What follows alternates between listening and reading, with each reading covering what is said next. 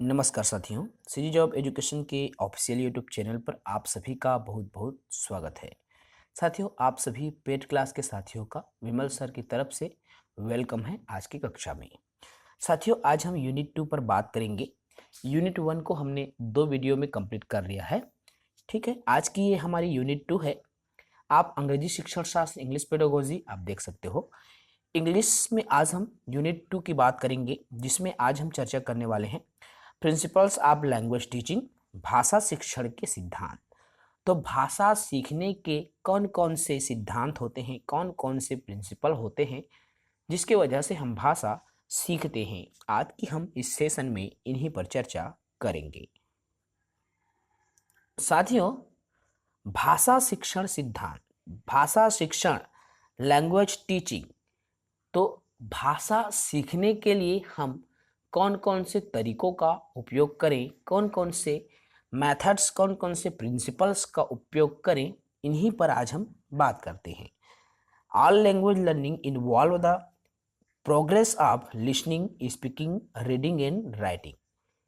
Language learning is based on following well defined principles. देखो, all language that means सभी जो भाषा है वह LSRW पर ही आधारित होता है। ये सभी जानते हैं, लिसनिंग, स्पीकिंग, रीडिंग और राइटिंग। तो सभी भाषा को हम LSRW के माध्यम से ही सीखते हैं।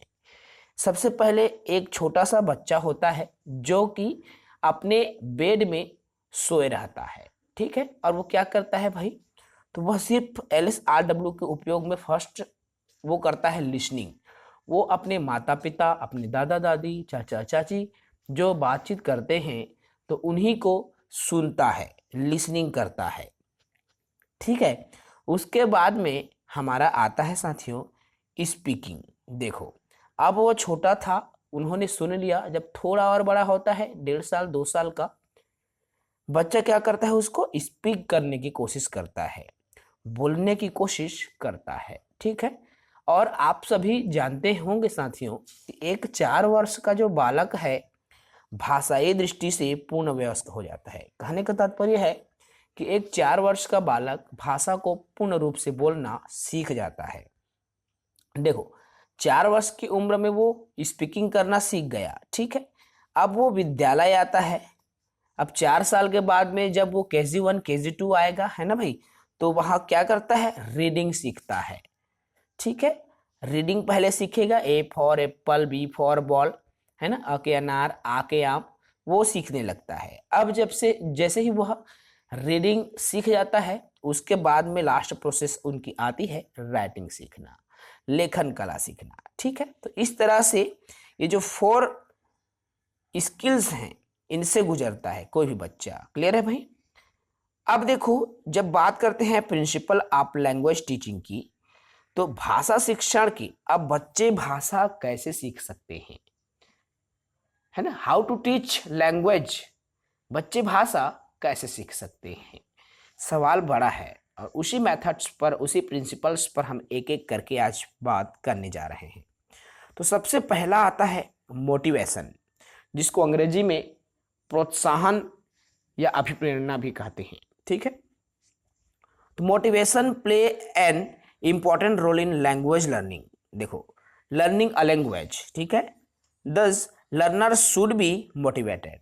देखो, मोटिवेशन प्ले एन, देखो मोटिवेशन बहुत बड़ी जो भूमिका है वो अदा करता है भाषा शिक्षण में। भाई, कोई भी बच्चा, मान लीजिए साथियों, आप जिस बच्चे को पढ़ा रहे हो, आप चाहते हो कि आपका बच्चा इंग्लिश सीखे, इसके लिए आप उसको मोटिवेट करोगे। अब मोटिवेट आप कैसे करोगे, कुछ बातों के माध्यम से, कुछ प्राइज देकर भी आप मोटिवेट कर सकते हो, है ना। अच्छे अच्छे, जैसे हम क्या बोलते हैं, बेटा अच्छा अंग्रेजी सीख, देख तो ओकर बेटा मस्त अंग्रेजी में बोलते, है ना, अंग्रेजी जानबे तो बड़े बड़े स्कूल में पढ़बे, बड़े आदमी बनबे। हम इस तरह से किसी दूसरे का एग्जाम्पल देकर हम क्या कर सकते हैं, बच्चे को मोटिवेट कर सकते हैं, ठीक है। ये हो गया एक तरीका। दूसरी तरीका, बेटा अगर तुम इंग्लिश में अच्छे नंबर लाओगे, अंग्रेजी अच्छे से पढ़ोगे, बोलोगे, बोलना सीखोगे, तो मैं तुम्हें इनाम में साइकिल ला के दूंगा, है ना भाई। तो ये भी है दूसरे तरीका मोटिवेशन के रूप में। ठीक है, तो क्या है, motivation play an important role in learning a language. ठीक है, इंपॉर्टेंट रोल, इंपॉर्टेंट भूमिका अदा करता है मोटिवेशन सीखने की प्रक्रिया में। ठीक है भाई। उसके बाद दूसरा बिंदु निकल कर आता है, सेकंड प्रिंसिपल क्या है, इमिटेशन। इमिटेशंस दैट मीन्स नकल करना। ठीक है, तो the child learns his mother tongue by imitation. जो बच्चे हैं अपनी मातृभाषा को इमिटेशन से सीखते हैं, नकल करके सीखते हैं। साथियों मैं एक बात बता दूं, छोटा सा बच्चा जब अपनी माता पिता दादा दादी चाचा चाची को देख रहे होते हैं, तो वो देख नहीं रहे होते बल्कि उनकी नकल कर रहे होते हैं और वैसे ही बोलने लगते हैं। इसलिए अक्सर आपने देखा होगा साथियों, हम तो छत्तीसगढ़ के निवासी हैं, है ना भाई, हम छत्तीसगढ़ में हन, हमारे जो बोले के तरीका है छत्तीसगढ़ी है, और छत्तीसगढ़ी में कति करा उतार देना है, कति करा चढ़ाव देना है। हम हमार राज्य के हिसाब से हम बोलथन, काबर हम छोटे रहें, लइका मन छोटे रहते वही चीज ले सीखते। लेकिन जैसे ही आप चले जाओगे बिहार में, ठीक है, वहां देखना, वहां जब बोलते हैं तो उतार चढ़ाव अलग ही होता है। आप बिहारियों को देख के बता दोगे ऐसा होता है, ऐसा इस तरीके से वो एकदम उसको लय ताल जो है, उतार चढ़ाव जो है अलग पता चल जाता है। क्यों? क्योंकि वैसे ही बच्चा नकल करके सीखा है उस भाषा को बोलना, है ना भाई। तो भाषा को क्या है, हम नकल करके सीखते हैं। The English teacher must provide a good model of speech before the should be used. देखो, एक शिक्षक क्या करता है, हम इंग्लिश लैंग्वेज की बात कर रहे हैं जो कि हम नकल करके सीखते हैं। एक शिक्षक क्या करता है, teacher must provide good model of speech. तो बच्चों को अच्छे जो स्पीच बोलने के तरीके प्रोवाइड कराता है कि कैसे बोलना चाहिए, है ना, कैसे हम भाषा का उपयोग करें, कहाँ पर किस वर्ड का उपयोग करें। तो ये सभी चीजें एक टीचर बच्चों को बताता है। ठीक है, उसके बाद में आता है साथियों इंटरेस्ट। ये तो सबसे बड़ी पॉइंट निकल कर आती है, सबसे बड़ी प्रिंसिपल निकल कर आती है। The teacher should generated a great deal of energy and interest among learners so they will pay attention to learning a language. देखो, a teacher should generate a great deal of energy. तो interest among learners, देखो जब तक हम बच्चों में interest नहीं जगाएंगे तब तक बच्चा रुचि नहीं लेगा। भाई हमको बच्चों को इंग्लिश सिखाना है, हमको बच्चों को क्या करना है, इंग्लिश सिखाना है। लेकिन यदि आप बच्चों में इंटरेस्ट पैदा नहीं करोगे, और आप इंटरेस्ट पैदा कैसे करोगे, आप भाषा शिक्षण करवा रहे हो, पहले आप बच्चों को गतिविधि करवाइए, उसी से कोरिलेटेड हो ना, जुड़ा हुआ हो आपके भाषा से। तो बच्चों को आप कुछ एक्टिविटी करवाइए, तरह तरह के एक्टिविटी से बच्चों को पहले आप उस भाषा को सीखने के लिए उनमें रुचि लाइए, और जब बच्चा रुचि लेगा तब बच्चा भाषा सीखेगा। भाषा के महत्व को बताकर भी हम रुचि ला सकते हैं। बोलेंगे कि बड़े बड़े कक्षाओं में पढ़ोगे बेटा तो अंग्रेजी में पढ़ना होता है, अंग्रेजी को अच्छे से ध्यान दो, अंग्रेजी भाषा सीखो, अंग्रेजी में बोलना सीखो, टूटी फूटी ही सही लेकिन बोलने की कोशिश करो। तो इस तरह हम क्या कर रहे हैं, बच्चों में इंटरेस्ट जगा रहे हैं, रुचि पैदा कर रहे हैं, और ये भी एक महत्वपूर्ण प्रिंसिपल है। ठीक है भाई। इसके बाद आता है कोरिलेशन, सहसंबंध स्थापित करना। If teaching learning of English is correlated with real life, then learner will realize the need of language learning and will take interest in it। देखो, हम कोरिलेट करें तो it teaching learning of English correlate with real life. देखो, real life कहने का तात्पर्य है हम अगर बच्चों को भाषा, अंग्रेजी भाषा सिखा रहे हैं या कुछ भी भाषा सिखा रहे हो, ठीक है, तो उनके वास्तविक जीवन से जुड़ा हुआ हो, है ना भाई, उनके वास्तविक जीवन से जुड़ा हुआ हो। मैं नहा रहा हूं, मैं खा रहा हूं। भाई बच्चा जो अपने वास्तविक जीवन में, दैट मीन्स अपने जो डेली लाइफ में जिस वर्ड्स का वो उपयोग कर रहा है, आप उन वर्ड्स को लेकर बताओ, और किन परिस्थितियों में बच्चा उसका उपयोग करता है, आप उन परिस्थितियों को लेकर, उन रियल लाइफ सिचुएशंस को लेकर आप बच्चों को लैंग्वेज लर्न कराओ। तो यही कहता है कोरिलेशन। दैट मीन्स उनके रियल लाइफ से कोरिलेट हो सके हम जो भी बच्चों को लैंग्वेज सिखा रहे हैं। ठीक है भाई, आगे बढ़ते हैं। इसके बाद में निकलकर आता है अगली पॉइंट, एक्यूरेसी। एक्यूरेसी, इसको हम शुद्धता कहते हैं। तो the English teacher should insist on accuracy in all aspects of language learning. So learners follow their teachers and consider them as a role model. देखो, English teacher should institute accuracy. देखो, अंग्रेजी के जो शिक्षक हैं, भाषा के जो शिक्षक हैं, उसको शुद्धता पर सबसे ज्यादा ध्यान देना होगा। भाई जब आप बच्चों को गलत उच्चारण बताओगे तो बच्चा भी उसको गलत उच्चारण करेगा।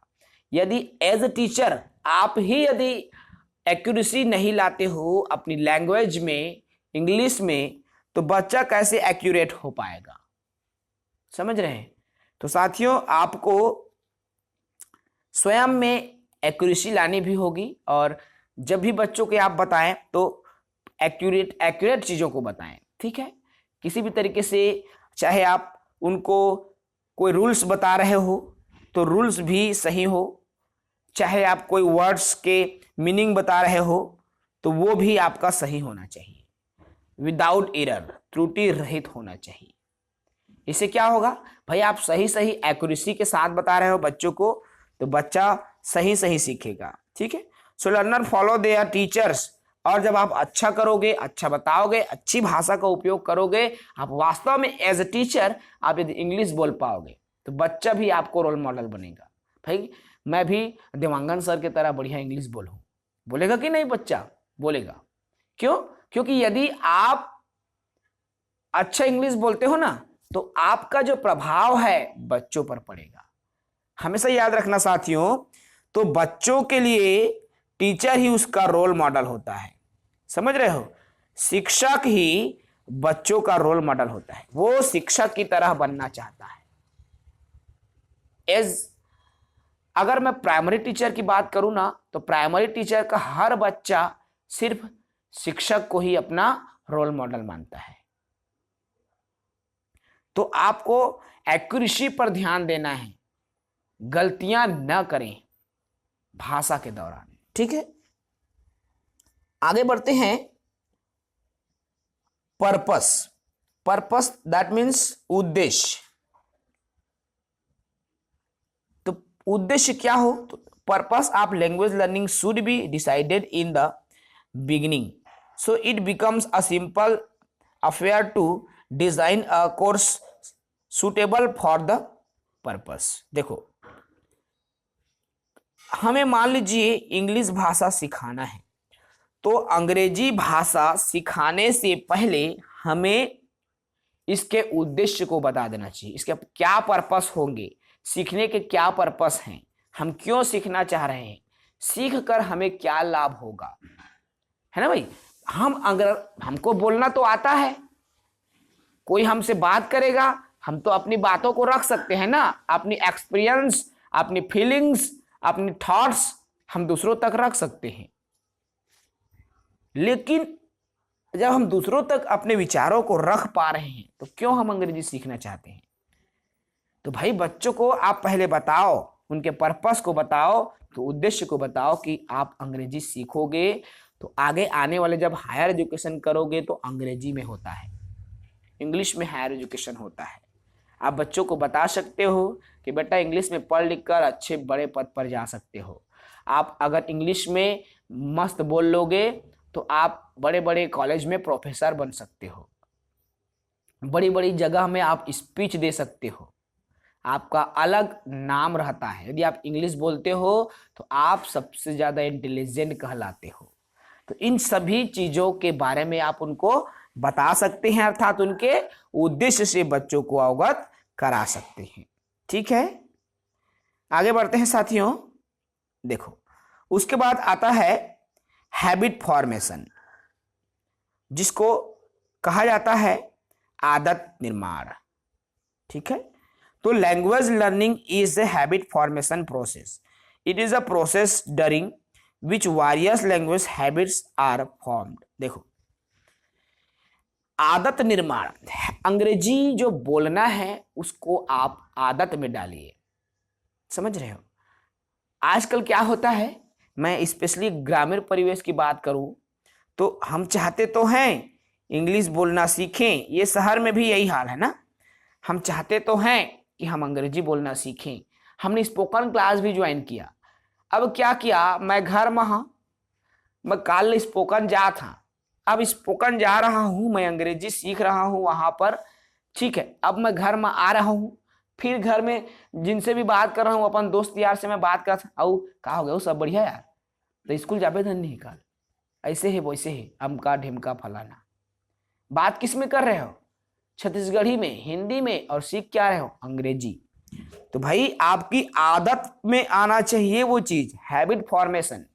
जितना ज्यादा आप अपनी बातचीत में अंग्रेजी का उपयोग करो, जितनी ज्यादा आप इंग्लिश का उपयोग अपनी बातचीत में आप करोगे, तभी तो आप सीख पाओगे ना। किसी से भी आप बात कर रहे हो, नो, कुछ भी चीजें जब आप बोल रहे हो ना, तो आप कोशिश करो कि अधिक से अधिक आप अंग्रेजी में ही बात कर पाओ। अंग्रेजी, शुरुआत में आप अंग्रेजी में बात तो नहीं कर पाओगे क्योंकि आप एक्शंस पर काम कर रहे हैं, लेकिन आप धीरे धीरे प्रैक्टिस करते जाओगे, कुछ कुछ वर्ड्स को आप डालते रहो। ठीक, जो मिक्स वर्ड रहता है ना, हिंदी प्लस इंग्लिश आजकल क्रेज बना हुआ है, तो धीरे धीरे धीरे धीरे आप इंग्लिश उसमें एक्स्ट्रा डालते जाओ और एक दिन आपका पूरा जुबान जो है अंग्रेजी हो जाएगी। मतलब आप अपनी आदत में उसको ले आओगे। ठीक है, तो habit formation is very important role, most important principle, ठीक है, फॉर लर्निंग टीचिंग। देखो, therefore listening, speaking, reading and writing habits are to be formed consciously and unconsciously. देखो, LSRW, लिसनिंग, स्पीकिंग, रीडिंग और राइटिंग में, ये चारों प्रक्रिया में आपकी जो अंग्रेजी है वो अचेतन अवस्था में आ जाए, अनकॉन्शियस माइंड में आपके बसना चाहिए। समझ रहे हो? इतना जब आप यूज करो, जैसे अभी हम सोचेंगे तो अभी जब हम बीच बीच में इंग्लिश बोलते हैं ना, तो हमको सोचना पड़ता है उस चीज को, ये वर्ड को हम यहाँ यूज करेंगे। लेकिन जब आपकी आदत बनेगी ना, आप हैबिट फॉर्मेशन, जब हैबिट हो जाएगी आपको उस चीज की, तो आप स्वतः बोलते रहोगे और बीच बीच में इंग्लिश आता रहेगा, आपको पता भी नहीं चलेगा, अनकॉन्शियस माइंड में आपके घुस जाएगा। तो ये कैसे होगा? हैबिट फॉर्मेशन से। ठीक है भाई, चीजें समझ में आ रही है? आगे बढ़ते हैं। उसके बाद में हमारा आता है ओरल अप्रोच। देखो, ओरल अप्रोच, इसको मौखिक अभिव्यक्ति या मौखिक दृष्टिकोण, अभिव्यक्ति नहीं बोलेंगे, मौखिक दृष्टिकोण बोलते हैं। A child learn to speak his mother tongue before reading और writing it. The principle should be adopted in learning and teaching a second or a foreign language. देखो, जो ओरल अप्रोच है, child learn to speak his mother language before reading and writing. देखो, बच्चा क्या करता है, बिना लिखे पढ़े, है ना, बिना लिखे पढ़े मातृभाषा का उपयोग करना सीख जाता है। क्या हमको अपनी मातृभाषा सीखने के लिए विद्यालय जाना पड़ा? क्या 6 साल के पहले बच्चा भाषा बोलना नहीं सीखता? क्या वो कोंदा बहरा रहता है, कोंदा रहता है क्या? नहीं भाई, मैंने तो शुरू में कहा, एक 4 वर्ष का बालक भाषाई दृष्टि से पूर्ण वयस्क हो जाता है। कहने का तात्पर्य है 4 साल का बच्चा भाषा सीख जाता है पूरी तरीके से, वो बोल लेगा, हर चीज बोल लेगा। ठीक है, उनमें 4 वर्ष के होते होते बच्चा भाषाई दृष्टि से पूरा ताना बाना बना लेता है। ठीक है, अब क्या है, this principle should be adopted in learning and teaching second और फॉरेन लैंग्वेज। तो यही, ठीक है, यही जो है हमको अन्य तो दूसरी या तीसरी भाषा सीखने में हेल्प करता है। मातृभाषा सीख गए है ना बच्चा, अब आप क्या कर रहे हो, उसी मातृभाषा की हेल्प से, उसी मौखिक अभिव्यक्ति से, उसी मातृभाषा का उपयोग करके हम बच्चों को फिर सेकंड लैंग्वेज या थर्ड लैंग्वेज सिखाते हैं। भाई बच्चा हिंदी जानता है, वो मातृभाषा है, छत्तीसगढ़ी जानता है, वो उनकी मातृभाषा है। अब इसी मातृभाषा का उपयोग करके हम बच्चों को अंग्रेजी सिखाते हैं, ओरल अप्रोच करते हैं। ठीक है भाई, समझ गए। आगे बढ़ते हैं, अगला पॉइंट निकल कर आती है practice and drill. Practice and drill, ठीक है। तो language learning is a habit forming process, for this purpose sufficient practice and drilling is needed. देखो, अंग्रेजी भाषा सीखने के लिए आपको प्रैक्टिस की जरूरत होती है। जितना ज्यादा आप प्रैक्टिस करोगे उतना ही बेहतर आप सीख पाओगे। जैसे मान लीजिए एक यहां पे वर्ड आता है, ठीक है, मुझे खेलना है। अब जब मुझे खेलना है, आप इसको अंग्रेजी में कैसे बोलोगे? आई हैव टू प्ले, मुझे खेलना है। ना है, ने है, तो ये have has to first form लग जाएगा। ठीक है, तो अब आप क्या करोगे, इसी पर आप प्रैक्टिस करोगे। ना है, ने है पर मुझे खेलना है, मुझे सोना है, मुझे खाना है, मुझे पीना है, मुझे चलना है, मुझे उठना है, मुझे बैठना है, मुझे काम करना है, मुझे पढ़ना है, मुझे लिखना है, ये है। अब I have to play, I have to read, I have to write, I have to sing, I have to song, I have to go, I have to come, I have to go to school, ये बहुत सारे हैं, है ना भाई। तो एक rules पर आप बार बार प्रैक्टिस कर रहे होते हैं, तो प्रैक्टिस बेहद जरूरी है। ठीक है भाई, तो हैबिट फॉर्मेशन में आप लाई, जब आप बार बार प्रैक्टिस करते हो ना उस चीज को, तो वही आपके हैबिट फॉर्मेशन में आ जाता है। और जब वो हैबिट फॉर्मेशन में आ जाएगा तो अनकॉन्शियस माइंड में वो निकल जाता है। ठीक है भाई, तो प्रैक्टिस बहुत बड़ी आवश्यकता है इंग्लिश भाषा सीखने के लिए। ठीक है, उसके बाद अगली पॉइंट्स जो निकल कर आती है हमारा, वो है नेचुरल ऑर्डर ऑफ लर्निंग। ठीक है, नेचुरल ऑर्डर, देखो listening, speaking, reading, writing is the natural order. देखो नेचुरल ऑर्डर मतलब एक प्राकृतिक एक क्रम है भाषा सीखने का। ठीक है, अब जो भाषा सीखने की जो प्राकृतिक क्रम होती है ना, LSRW जिसको हम बोलते हैं। ठीक है, सबसे पहले बच्चा लिसनिंग करेगा, छोटा बच्चा है केवल सुन रहा है। उसके बाद वो ट्राई टू स्पीक, बोलने की कोशिश करेगा। जैसे ही बच्चा बोलना सीख जाएगा, उसके बाद वो विद्यालय जाने की उम्र में हो जाएगा, फिर वो रीडिंग करना सीखता है और लास्ट में वो राइटिंग करता है। ये एक नेचुरल प्रोसेस है ना। इन्हीं चारों प्रोसेस से होकर कोई भी व्यक्ति गुजरता है जब वो बच्चा होता है। ठीक है, in this order a child learn his या her mother tongue without any formal instruction. और इसी LSRW के हेल्प से बच्चा जो है भाषा को सीखता है। ठीक है, so this natural order is learning should be considered while teaching English. जैसे वो मातृभाषा को इसी ऑर्डर में सीखता है, ठीक उसी तरह वो सेकंड लैंग्वेज को भी इसी ऑर्डर से सीखता है, इसी नेचुरल प्रोसेस से सीखता है। ठीक है भाई, तो इस बिंदु को ध्यान देना। उसके बाद देखो, उसके बाद में हमारा आता है multi skill approach. Multi skill मतलब बहुत सारे जो स्किल, बहु स्किल या बहु कौशल दृष्टिकोण। All the 4 language skill are to be given their due importance when learning or teaching them. No skill should be overemphasize or neglect. देखो भाई, मल्टी बहु कौशल दृष्टिकोण भी हमारा होना चाहिए, मल्टी स्किल भी होना चाहिए। ठीक है, जो हमारे 4 स्किल हैं, ठीक है, यही हमारे जो 4 स्किल्स हैं, ये क्या करता है, मल्टी स्किल्स पैदा करता है। 4 जो कौशल है ना भाई, LSRW, आप जब सुनोगे तो इसमें एक और क्या स्किल पैदा होगा, सामने वाले की जो बात है उसको आप धैर्यता से सुनोगे, वो क्या कहना चाहता है, वो आपसे इंग्लिश में बात कर रहा है ना, वो आपसे इंग्लिश में बात कर रहा है, आप में यहाँ अंडरस्टैंडिंग की क्वालिटी आएगी, समझने की गुण भी आप में आएगी, है ना। तो आप क्या है, कई सारे जो मल्टी स्किल्स आप स्थापित कर रहे हो, ठीक है। उसके बाद आता है सिलेक्शन एंड ग्रेडेशन, चयन और श्रेणीकरण। देखो, one should proceed from simple to different, देखो डिफिकल्ट इन लैंग्वेज लर्निंग।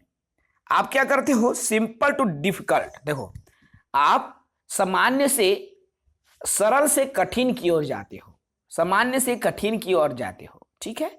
आप कोई भी प्रोसेस अपना रहे हो, लैंग्वेज टीचिंग स्पेशली मैं बात कर रहा हूं लैंग्वेज टीचिंग के रूप में, तो आप कैसे करोगे, पहले उन वर्ड्स को आप लेते हो जो कि आपके लिए सरल है, जैसे आई माने मैं, गो माने जाना, कम माने आना, है ना, छोटी छोटी जो मीनिंग्स हैं जिसको आप जानते हो, ठीक है। ही माने वह, इज माने है, तो जो चीजें आप जानते हो भाई आप उसको लेके चलोगे ना।